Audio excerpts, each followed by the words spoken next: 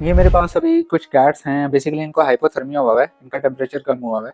सर्दियों में बहुत ज़्यादा ख्याल करें, क्योंकि सर्दियों के अंदर सबसे ज़्यादा जो किटन्स हैं, मैं समझता हूँ कि वो सर्दी लगने की वजह से ही मरते हैं। वायरल तो आया ही हुआ है, कोई किसी को पैनलिकोपिनिया हुआ है, किसी को कैल्सी हुआ है, किसी को हर्पीस हुआ है, किसी को निमोनिया हुआ है।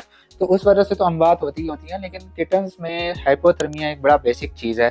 तो उसके अंदर टेम्परेचर कम हो जाता है। इनका नॉर्मल टेम्परेचर 102 डिग्री फ़ारेनहाइट होता है। तो इनके अंदर इनका जो टेम्परेचर है वो 98 से अगर डाउन हो, या बाज़ औक़ात जो ज़्यादातर 90% केसेस आते हैं उसमें थर्मामीटर में टेम्परेचर आ ही नहीं रहा होता, क्योंकि जो थर्मामीटर है वो 89 से डिटेक्ट करना शुरू करता है। अब इस कंडीशन में क्या करते हैं, जैसे ये कैट आई है, बेसुध हुई, लेटी हुई है, और देखा जाए तो जस्ट लाइक जैसे एक नॉर्मल वर्ड्स में कहते हैं कि आखिरी सांस ले रही है। अब इसका हार्ट बीट स्लो है।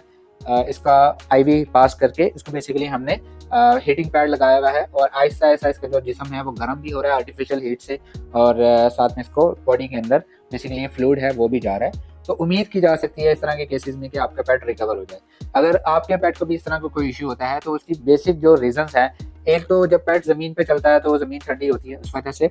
सेकेंडली कोई उल्टी या मोशन हो सकता है, डिहाइड्रेशन हो जाती है। डिहाइड्रेशन में सर्दियों में टेम्परेचर फ़ौरन गिरता है। अब इसके अलावा हो सकता है पेट बाहर चला जाता है। कुछ केसेस ऐसे होते हैं जो एडल्ट कैट्स होती हैं, बाहर जाती है, ठंड लगती है, वो बिल्कुल बेसुध हो जाती है, उसका टेम्परेचर थर्मामीटर में आ ही नहीं रहा होता।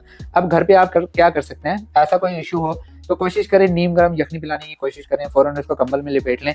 फ़ौरन उसके सामने हीटर नहीं रखना, फ़ौरन एकदम गर्म नहीं करना, क्योंकि जिस्म जब ठंडा गर्म होगा तो उसकी ज़्यादा तबीयत बिगड़ सकती है। तो हम यहाँ पे क्या करते हैं, बेसिकली इसको आईवी पास करके लिटिल बिट बेसिकली एक कंट्रोल टेम्परेचर में उसको बेसिकली रख देते हैं। रूम टेम्परेचर तो होता ही होता है, हीटिंग पैड लगा देते हैं, लेकिन इतना गर्म नहीं होता कि वो इसको इतनी ज्यादा हीट प्रोवाइड करे कि उसका जिसम मतलब उसको इरिटेशन होना शुरू हो जाए। जस्ट लाइक जैसे हम हीटर के सामने बैठे होते हैं तो हम भी ज्यादा जो हीट है वो अब्जॉर्ब नहीं कर सकते।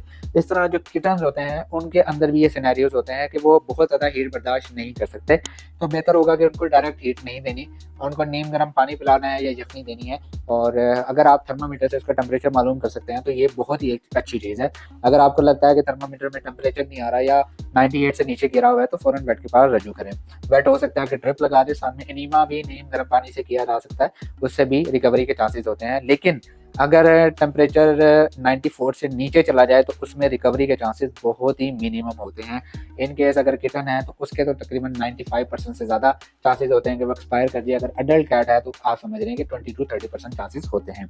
मैं उम्मीद करता हूँ आपको ये छोटी सी वीडियो ज़रूर पसंद आई होगी। अपने पेट्स का ख्याल करें और कोशिश करें कि इंडोर रखें, उनको एक अच्छी फैसिलिटी, एक अच्छा माहौल प्रोवाइड करें। ऐसे घर में रखें जहाँ पे हवा की क्रॉसिंग ना हो। उम्मीद करता हूँ इंशाल्लाह नेक्स्ट वीडियो में मिलते हैं। खुदा हाफिज़।